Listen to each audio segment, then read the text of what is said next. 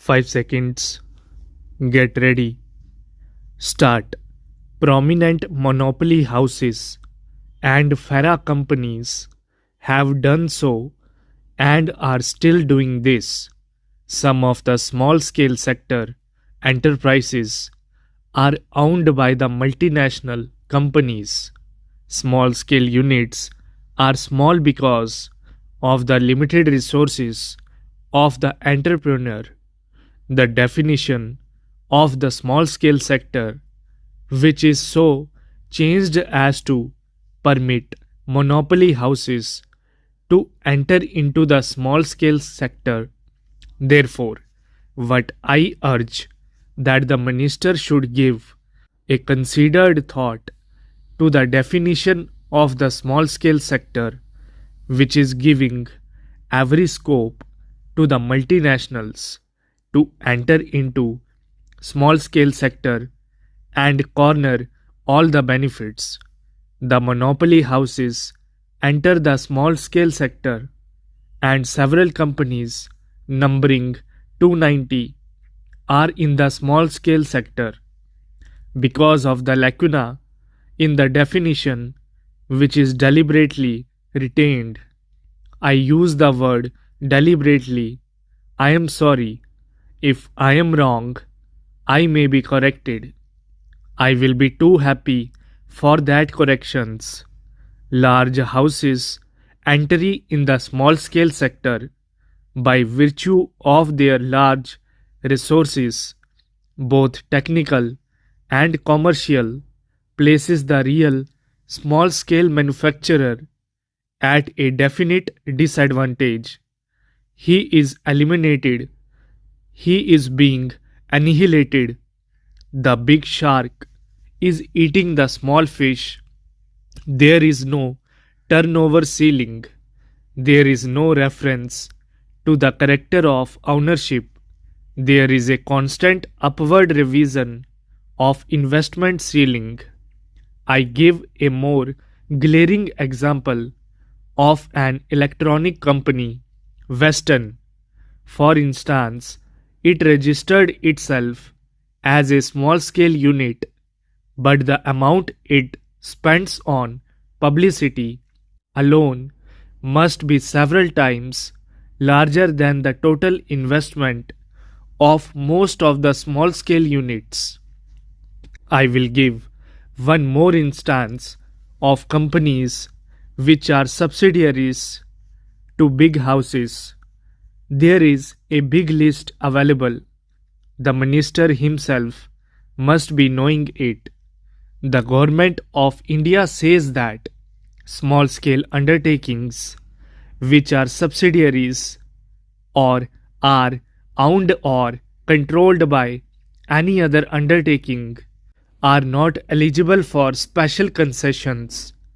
Let the minister then identify those industries.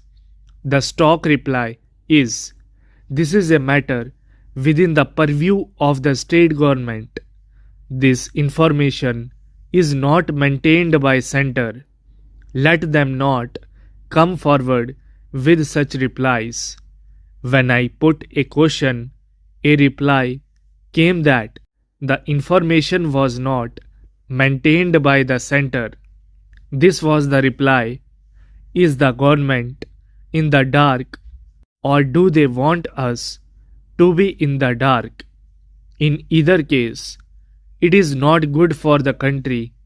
Government have more than 50% equity. We have private companies where government have more than 50% of equity and their government has a definite and decisive say. Next, sir, politics has always been defined as a system under which you determine who gets what, how much, and how. Politics is concerned with the distribution of assets, resources, and goods and services of the society. But politics in our country has been reduced to a game of competitive acquisition, and we politicians perhaps are very acquisitive animals. We are always confronting each other in order to get wealth, very hopefully for our states, for our regions, for our communities, a bigger share of the cake. Some sort of a struggle is essential. Certain degree of competition ought to be there.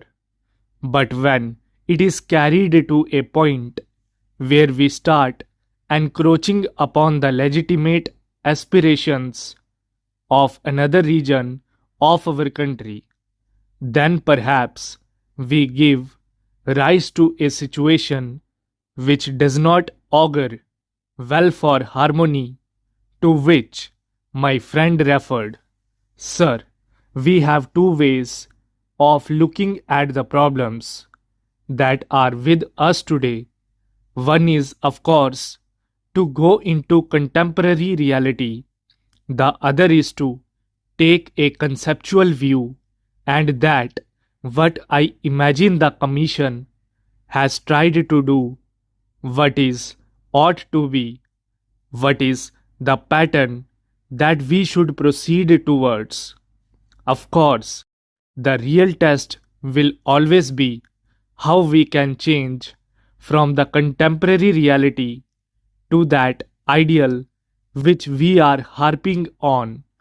But the tendency that we find today, whether it is the central government or the state governments, the overall tendency over the last 50 years has been that every political party in our country and every political leader has been speaking in terms of decentralization or power, keeping in view that surrender is the ultimate test.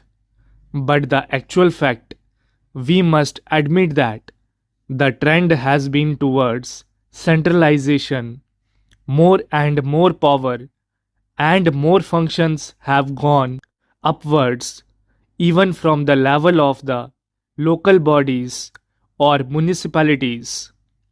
The functions that we at one time carried out by panchayats, they have all become concentrated into the hand, what you call bureaucracy, or the district administration, or the state governments. In fact, if I say so, to a large extent, many of those functions have also in effect been concentrated in the hands of the central government. There are ways of doing it.